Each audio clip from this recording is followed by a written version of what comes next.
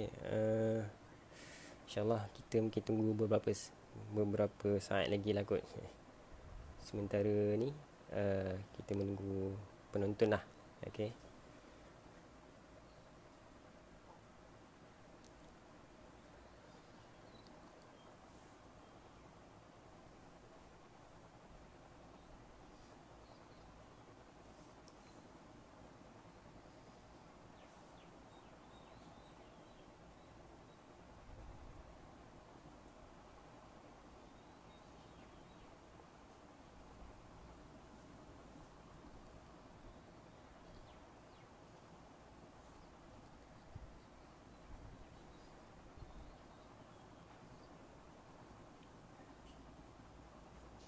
Okay, kita mula Okay, Bismillahirrahmanirrahim.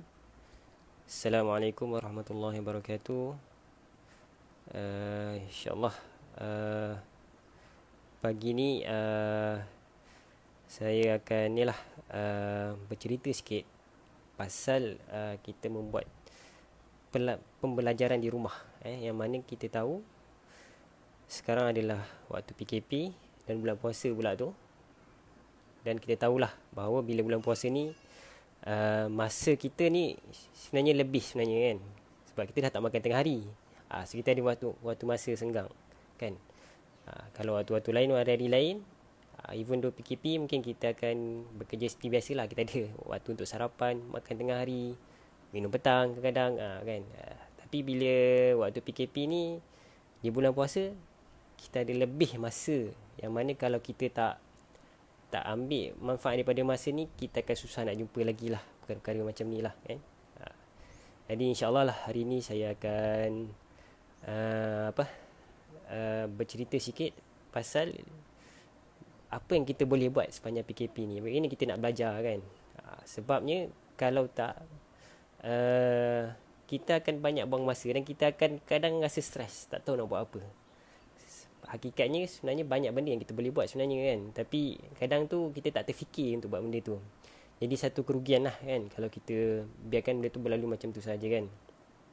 Sebab apa, PKP ni kalau kita fikir, bila lagi nak jumpa kan.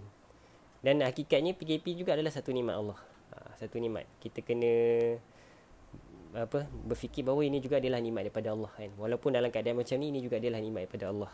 Dan ada hikmahnya yang kita harapkan, yang mana akan membantu kita dalam hidup kita di dunia dan juga di akhirat kan. Kalau kita tak ambil peluang pada waktu ini, kita akan kerugian. So hari ini saya akan bercerita sikit pasal apa yang antara aktiviti yang kita buat adalah kita belajarlah daripada rumah kan.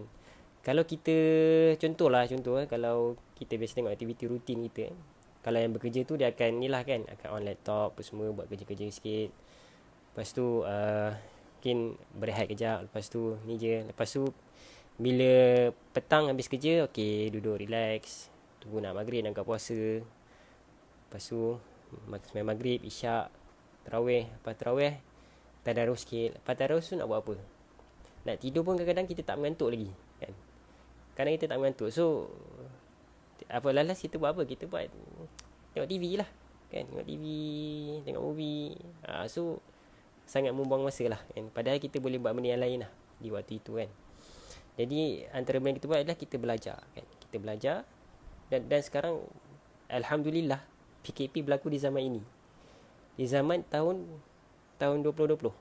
Bayangkan kalau PKP ni berlaku pada tahun 2000 kan, 20 tahun yang lepas.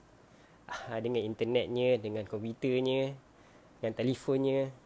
So memang tak boleh nak bayang lah kan. Boleh bayang kan, maksudnya boleh bayang waktu tu ada apa je kan. Nak buat online apa semua ni semua tak laju lagi. Internet pun tak laju kan. Kadang internet pun dial up kan. So tak boleh nak buat apa, nak load web page pun sangat slow kan.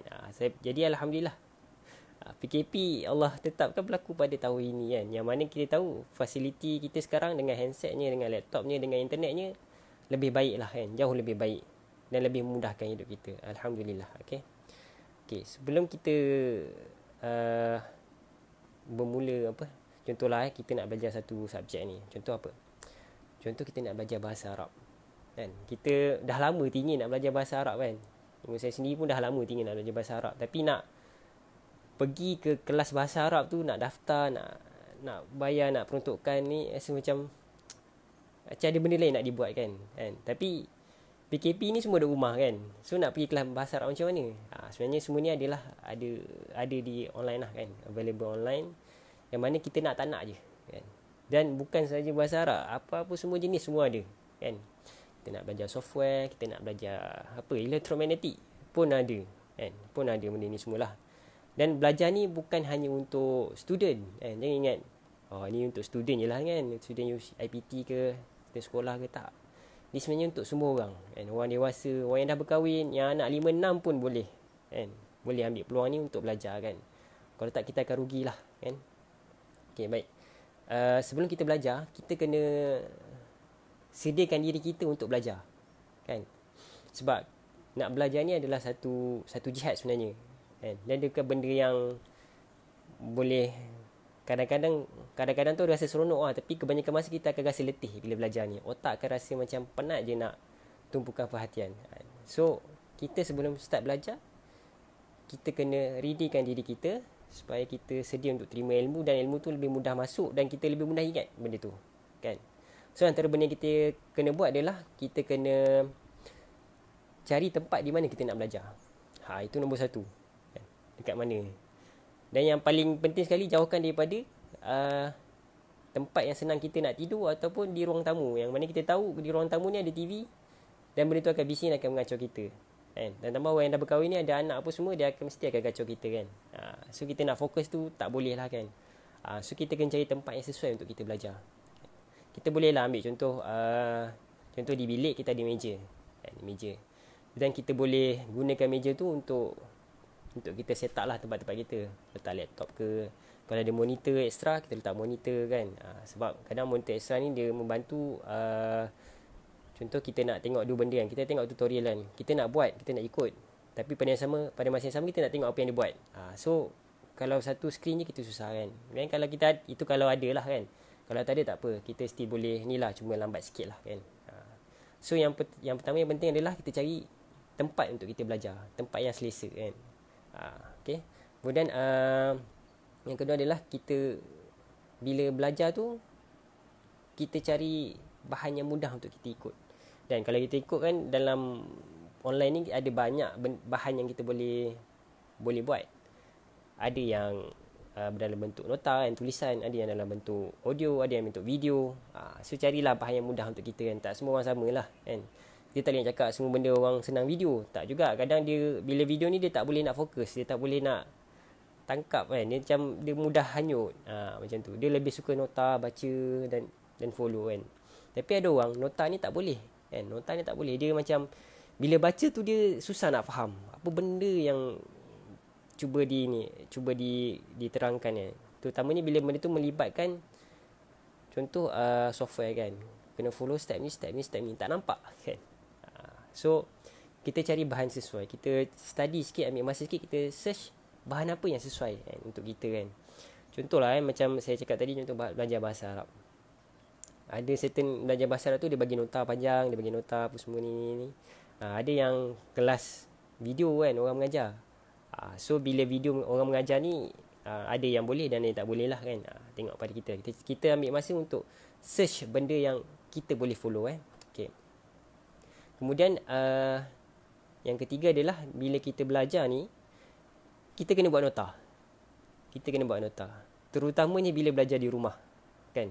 Sebabnya kalau kita tak buat nota, kita akan macam tak ambil serius apa yang kita belajar. Dan kita macam, contoh kalau video, kita dengar je macam habis video tu kita dah lupa apa yang kita belajar. So macam buang masa lah. Contoh video tu 1 jam, habis 1 jam macam tu je kan. Tak ada apa-apa kan. Sebab kita ni otak manusia normal ni bukannya boleh ingat sangat kan. So kita kena ada nota. Supaya satu lagi nota ni nak bantu kita fokus juga sebenarnya. Bila tangan kita bergerak, kita fokus, otak kita sendiri akan fokus kepada apa yang kita nak kan? So penting untuk kita buat nota kan. Walaupun kadang cakap lelaki ni bukan jenis buat nota kan, tapi at least untuk belajar online ni kena buat nota kan. Okay. Kemudian yang seterusnya, yang keempat adalah kita set masa rehat. Yang berkala kan. Contoh kita nak fokus kan. Fokus. Kita manusia ni orang kata boleh fokus 20 minit je. Lebih daripada tu tak boleh nak fokus lah. Kan? So kita cuba set contoh lah, setiap 1 jam tu kita akan rehat 10 minit. Set masa tu. Jangan fikir aku nak habiskan 3 jam straight lah. Itu memang sekali tu je lah kot kita buat kan. Memang tak boleh kan. So kita set masa kita berkala untuk kita rehat kan. Dan kalau kita ni berfamily, ada keluarga, ada anak-anak apa semua, cuba kita bincang dengan pasangan kita untuk dia bergila-gila untuk jaga anak lah kan. Contoh lah kan, okay, cakap abang nak belajar sekian-sekian, nak minta tolong jagalah kejap kan, tolong jaga 2 jam ke kan. Lepas 2 jam nanti abang jaga balik kan. Macam tu. Dan kita belajar online ni tak boleh lama-lama pun. Nak cakap 1 hari 8 jam memang tak dapat lah kan. Kita shortkan je time. Mungkin 2 jam 3 jam maksimum kan. Lepas tu kita dah buat benda lain lah kan. Macam tu lah. Supaya mana kita ni ada tanggungjawab dan kita tak melepaskan tanggungjawab sepenuhnya kepada pasangan kita lah kan. So kita bincang gila-gila. Kadang dia pun nak masa dia pun nak buat apa yang dia nak, kita bergila-gila kan. Masa ni, waktu ni saya jaga, masa ni awak jaga pula kan. Macam tu kan. Okey. InsyaAllah Kemudian seterusnya yang kelima adalah kita bila belajar ni, belajar pada satu benda saja pada satu masa. Jangan fikir nak belajar banyak benda pula kan. Tiba-tiba tengah belajar ni, nak try belajar benda ni pula lah. So memang takkan dapat masuk lah kan. Sebab kita tak fokus. Kita kena fokus pada satu perkara saja yang kita nak belajar kan. Contoh nak belajar bahasa Arab, belajar je bahasa Arab kan. Jangan fikir nak belajar tajwid lah, nak belajar apa software lah, apa semua. Jangan. Kita kadang kita ikut hati kita nak belajar banyak benda, tapi kemampuan kita sebenarnya kan. Habiskan satu subjek, satu perkara dulu. Dah dapat asas apa semua, dah rasa puas. Baru kita pergi kepada next punya benda yang kita nak belajar kan. InsyaAllah lah bila kita beretika untuk follow peraturan belajar ni, kita insyaAllah kita akan dapat manfaat daripada apa yang kita belajar. Kadang orang belajar kata, kau belajar apa kan? Kau pun tak tahu, tak ingat aku belajar apa kan. So maksudnya kita berdisiplin lah kita belajar satu benda je dalam satu masa kan. Kita ni bukan kat sekolah kan, ada 5-6 subjek kan, nak belajar BM, BI apa semua. Tak. Kita punya self learning kan. Kita yang belajar sendiri. Kita sendiri yang inisiatif nak belajar kan. So ambil satu benda je nak belajar kan. Jangan fikir kira nak belajar semua benda. Tak kan? Kita takkan dapat nak belajar semua benda lah kan. InsyaAllah lah kita cuba fokus pada satu benda saja pada satu masa. Okey, kemudian apa benda yang berfaedah apa faedah kita belajar online ni kan? Apa faedah dia kan? Ada orang kata aku kena belajar depan-depan ni, kena tak laki ni, tak boleh belajar online ni kata kan. Contoh nak belajar agama kan, tak ada apa, tak bertaliki berdepan-depan lah kata. Memang tak boleh lah ni kan. Tak ikut syarak ni kata kan. Tak boleh ni kata. Nak belajar agama kena belajar depan-depan. Tak juga. Tak sebenarnya kan. Kita pelbagaikan kan. Tambah-tambah di waktu sekarang ni, waktu yang memang kita tak boleh nak berdepan-depan, lagilah kita kena memanfaatkan masa itu untuk kita cari ilmu. Kalau kita lihat sekarang, banyak ustaz-ustaz yang dah mula upload video dia di YouTube, Facebook apa semua. Dan ada yang bersistematik pun kan. Contoh dia ajar bab akidah. Akidah bahagian 1, akidah bahagian 2. Dia bersistematik. Begitu juga ilmu-ilmu lain kan. Ilmu apa? Contoh kita minat nak belajar engineering contoh kan. Kita ada satu software ni kita minat betul nak belajar kan. Tapi kita tak pandai nak pakai. Contoh nak belajar drawing CAD kan. Ingin dah lama dah nak belajar, tapi tak ni kan. Kita nak cari guru CAD ni bukan senang kan? Bukan senang kalau kat luar ni. So kita belajarlah online kan. So walaupun benda tu benda yang bagusnya berdepan, contoh macam belajar agama ni berdepan, tetapi itu tidaklah menidakkan untuk kita dapat ilmu melalui online ni kan. So kalau kita hanya limitkan pada satu-satu metod, kita takkan dapat belajar banyak lah. Dan belajar online ni ada beberapa kelebihan yang kita takkan dapat bila kita belajar berdepan kan. Contohnya masa kita fleksibel lah masa kita belajar ni kan. Bila fleksibel ni maksudnya, okey, contoh siang ni kita ada nak buat urusan kerja, contoh kita buat kerja semua petang malam baru kita ada masa. So kita boleh belajar pada waktu malam. Maksudnya fleksibel.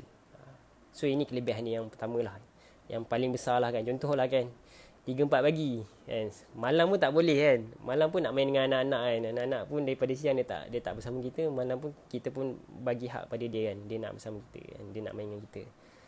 Okay, tak apa. Kadang kita bangun awal pagi, tahajud kejap, lepas tu kita belajar.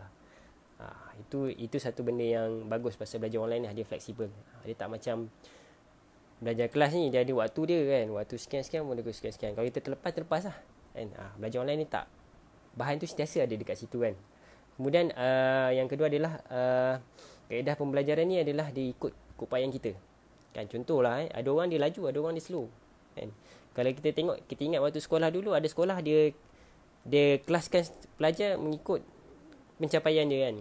Kelas pertama kelas budak pandai semua kan. Lepas tu kelas kedua, ketiga, ujung-ujung. Yang ujung-ujung tu yang memang jenis cikgu nak masuk pun dia ajar sikit je kan. Yang lain awak buat lah awak sendiri kan. Maksudnya tak, bila belajar online ni kita akan ikut kita punya pace. Kita punya rentak. Kita boleh laju-laju, kita kena slow kan. Macam saya sendiri, saya agak perlahan sikit lah bila nak belajar benda baru ni. So mungkin akan ulang. So kita akan ikut rentak kita lah. Ini kelebihan yang belajar online lah, yang mana kita takkan dapat kalau belajar secara berdepan ni kan. Kalau kita asyik-asyik duk suruh cikgu ulang je kan, cikgu pun naik muak juga kan. Tak dapat kata aku dah ajar ni, orang lain boleh kan, dia tak boleh kan. So itu perkara yang kedua lah, yang kita tahu bahawa belajar online ni lebih mengikut keupayaan kita lah kan. Yang ketiga adalah belajar online ni dia lebih interaktif. Maksudnya kita bukan sekadar mendengar saja kan. Kalau yang ada video tu ada video, kalau yang ada exercise tu ada exercise kan. Kalau software tu kita boleh follow apa semua kan. So dia lebih interaktif lah berbanding just dengar cikgu cakap apa, catat nota. Tak, dia lebih interaktif lah kan. Okay. So tu yang nombor 3 lah. Yang keempat adalah dia ni boleh diulang-ulang lah. Maksudnya contoh kita tengok sekali tak faham, dapat sikit je, 10% je. Ulang lagi sekali 20%. Ulang lagi sekali 30%. Jadi sampai kita faham majority content, okay, cukup lah kan. Kita next punya lesson pula kan. So dia boleh diulang-ulang lah. Dah habis semua lesson, kita nak back pada lesson pertama balik, boleh kan. So dia boleh diulang-ulang ni memberi kelebihan lah kan, kepada orang yang kadang dia lambat sikit. So ini antara kelebihan dia lah. Dan kemudian satu lagi, bahan pembelajaran ni senang disimpan. Maksudnya video kan, kita boleh simpan, kita boleh save dekat mana-mana. Kalau online pun kita boleh bookmark benda tu. Dia berbeza dengan nota yang kita catat ni. Tadi nota kita catat tadi untuk bantu kita fokus juga sebenarnya. Tapi bila nota yang kita catat ni, kita boleh expect lah dalam setahun 2 tahun ni mesti hilang ni kata ni. Tak tahu ke mana kan. Tambah ada anak-anak main ke apa ke, mesti hilangnya. Tak tahulah ke mana, nak cari-cari balik dah tak jumpa dah. So bila bahan tu bahan online, kita mudah disimpan. Ataupun bahan tu bahan bentuk video ke apa yang kita boleh download, kita boleh simpan benda tu. Boleh tak folder, boleh buat copy banyak-banyak, boleh share online ataupun kita upload ke cloud. Bila upload ke cloud ni biasanya orang untuk backup lah kan, backup benda tu. In case kalau jadi apa-apa kat laptop kita, WhatsApp ke apa ke, kita masih ada lagi bahan tu. So benda ni senang disimpan lah kan, belajar online ni kan. Bookmark ke apa ke, senang disimpan kan. Okay. Tapi di sebalik kelebihan dia ni, dia ada juga kekurangan dia kan. Apa kekurangannya adalah, yang pertama of course lah, kita susah nak fokus kan. Compare dalam kelas kan, dalam kelas kita tak boleh nak buat apa pun. Kita tak boleh nak main handset, nak buka contoh tengah duduk bosan-bosan ni, kita buka YouTube ke apa, tak ada, kita tak boleh. So tu antara cabarannya lah bila kita belajar online ni. So benda tu kita kena self-discipline jugalah kan. Bila kita dah buat benda tadi tu, contoh bila nak belajar, kita ada tempat kita ada setup kita sendiri kan, kita catat nota, dengan harapan benda tu akan mengurangkan untuk kita tak fokus lah kan. Tiba-tiba asyik-asyik nak buka video YouTube, tengok dia video YouTube ni, lepas tengok satu nak tengok yang lain pula, kan. So kita cuba, bila kita ikut langkah yang betul, kita mengurangkan benda tu. Mungkin akan jadi juga, tapi dia kurang lah kan. Kemudian satu lagi, bila self learning ni, kelemahannya adalah dia tak ada tekanan untuk kita jawab test lah, jawab peperiksaan ke apa, kita tak ada final kan. So bila antara kelebihan test apa semua ni, dia adalah sebagai pendesak pada diri kita juga sebenarnya kan. Contoh kita kena ambil test sesuatu benda tu. Contoh kan. Contoh nak belajar kereta kan. Kita nanti ada ujian kan. Ujian komputer ke apa ke.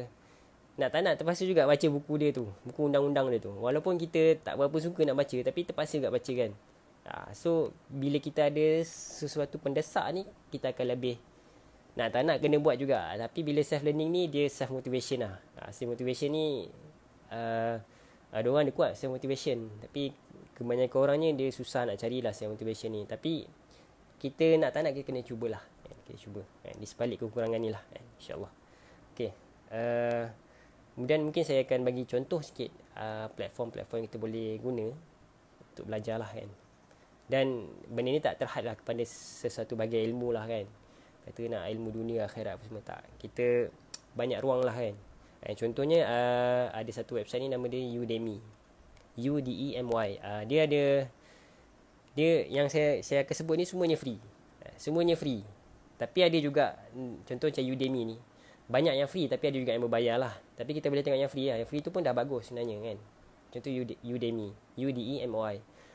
Contoh kita nak belajar apa, nak create website macam mana, ada di situ kan. Yang free punya ada, boleh buka, boleh follow dia punya course, ada video dia, ada nota sikit-sikit yang kita boleh follow lah.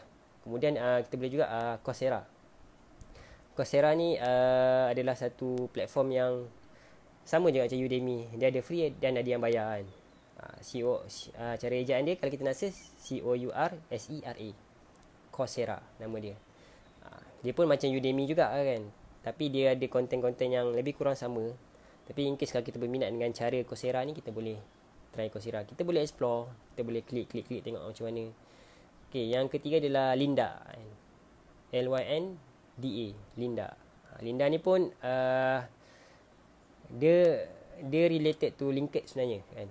LinkedIn punya sebenarnya kan, Lynda ni. So kalau company tu ada yang subscribe dengan Lynda ni, so kita boleh belajar banyak perkara secara percuma lah. Macam saya sendiri ada belajar pasal ni lah, apa, AI, Artificial Intelligence kan. Artificial Intelligence ni pasal kepintaran buatan lah kan. Belajar pasal asas dia macam mana, apa yang kita kena pertimbangkan. Ada benda video tu available. Ini kalau bisnes lah kan, kalau bisnes tu langgan lah kan. Tapi kalau kita personal, mungkin ada apa, trial lah yang kita boleh cubalah kan. Kalau kita lepas trial tu kita rasa benda ni bagus, kita boleh subscribe lah kan. Ataupun kita nak try open culture ataupun EDX. Tu antara benda yang kita boleh explore lah. Dan ada certain ni dia certified by certain university yang kita dapat sertifikat pun. So bukan saja kita belajar, kita boleh dapat sertifikat. Tapi bila nak dapat sertifikat ni, kos dia lagi mencabar lah. Dan ada test kadang-kadang.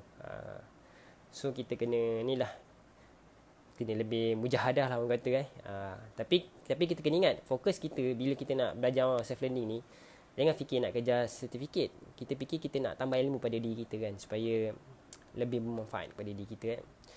Kemudian contoh lah itu tadi ni semua dunia ni kata nak belajar apa, nak belajar pasal Quran.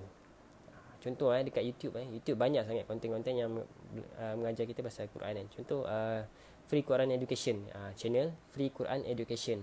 Ini antara yang di bawah kelola Ustaz Nauman Ali Khan jugalah, Free Quran Education ni.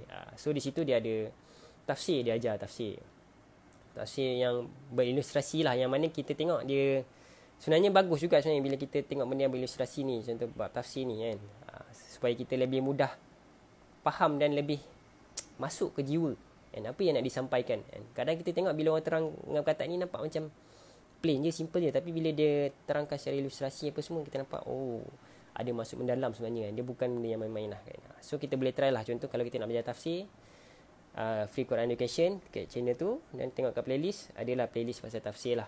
Dan taklah semua tafsir surah ada lagi, tapi yang mana dah ada tu kita dah boleh start belajar lah kan. Kita boleh target, contoh hari ni habis 3-4 video, esok 4 video lagi, okay. Dan kemudian contoh kita nak belajar bahasa Arab kan, dekat mana kita nak belajar kan. Ada banyak lah sebenarnya kan. Pelbagai bahasa pun ada. Dalam bahasa English pun ada, dalam bahasa Melayu pun ada kan. Contoh madinaarabic.com. Dia ni bahasa English lah.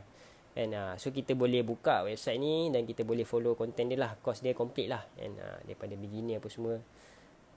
So tapi dia lebih kepada dalam bentuk nota lah, nota, ada video sikit, kita boleh ni lah. Ataupun kita nak bahasa Melayu kan, kita type je kat Google ni, dekat Google ni belajar bahasa Arab, belajar bahasa Arab Al-Quran, contoh belajar bahasa Arab Al-Quran, dan kita tengok dekat bahagian tu kadang ada video YouTube apa semua, kita boleh klik situ dan kita boleh pilih terutamanya Ustaz Rusdi Alias lah. Dia ada satu series of lecture yang dia panggil apa, kuasai bahasa Arab Al-Quran dalam masa 12 jam. Macam tu lah lebih kurang tajuk dia. Kita tengoklah ada 6 bahagian video tu. Satu video tu dalam sejam lebih, hampir 2 jam lah. So kita boleh target lah satu hari satu video saja. Yang mana bila kita habis tu, kita akan, bila kita baca Al-Quran ni, kita taklah faham sepenuhnya, tapi kita boleh agak meaning dia apa tanpa perlu melihat pada maksudnya. Sebab kadang kita bila baca Quran ni, tadarus ni, kita just tengok je kadang. Tengok macam kita baca je macam tak ada apa-apa feelings. Tapi bila kita dapat sikit, tangkap sikit maksud-maksudnya, kita akan lebih feeling lah kan. Okay. So itu antara contoh-contoh yang kita boleh tengok list website tu, belajar, tengok konten apa kita nak belajar pasal software certain, pasal topik elektromagnetik ke, pasal belajar tajwid pun ada kan. So benda ni memudahkan kita lah kan. Sebab tu antara hikmah PKP ni adalah untuk kita belajar lah kan. Daripada kita buat benda tak tentu arah, baik kita belajar kan. Kadang belajar benda simple pun dah okey dah kan. Kita jangan target nak belajar benda yang sophisticated sangat kan. Macam contohlah macam yang belajar bahasa Arab tadi kan. Kita tak expect lah kita nak kuasai bahasa Arab sepenuhnya, tapi kita cukup lah bila kita baca Al-Quran tu, ada makna kita dah boleh faham sikit-sikit dan kita dah boleh agak makna dia apa kan. So maksudnya supaya bila kita baca Quran tu, kita lebih menghayati lah. Okay, InsyaAllah. Dan kalau video-video ni pun kita boleh, kalau kita ada keupayaan, kita boleh buka video ni dekat TV ke apa, untuk satu keluarga tengok lah, supaya tak rugilah. Jadi setakat itu saja. Terima kasihlah kerana menonton live ni. InsyaAllah esoknya ada orang lain lah. Dan InsyaAllah semoga apa yang saya sampaikan ni bermanfaat lah kan. Dan benda ni boleh ulang balik lah kan, live ni pun kan. So boleh tengok lah apa yang saya sebut tadi, website-website tadi apa semua, kita boleh explore lah dan tengok lah kan. InsyaAllah ada banyak lagi sebenarnya, tapi yang saya sebutkan tadi pun dah boleh banyak membantu kita lah kan. Wallahu'alam. Jadi sekian saja daripada saya. Terima kasih kerana menonton. Dan semoga Ramadan kita kali ini diberkati Allah. Dan semoga BKP ni akan berakhir tidak lama lagi lah. Sebenarnya kita boleh kembali kepada normal kehidupan kita yang seperti biasalah. Wallahu a'lam. Assalamualaikum warahmatullahi wabarakatuh.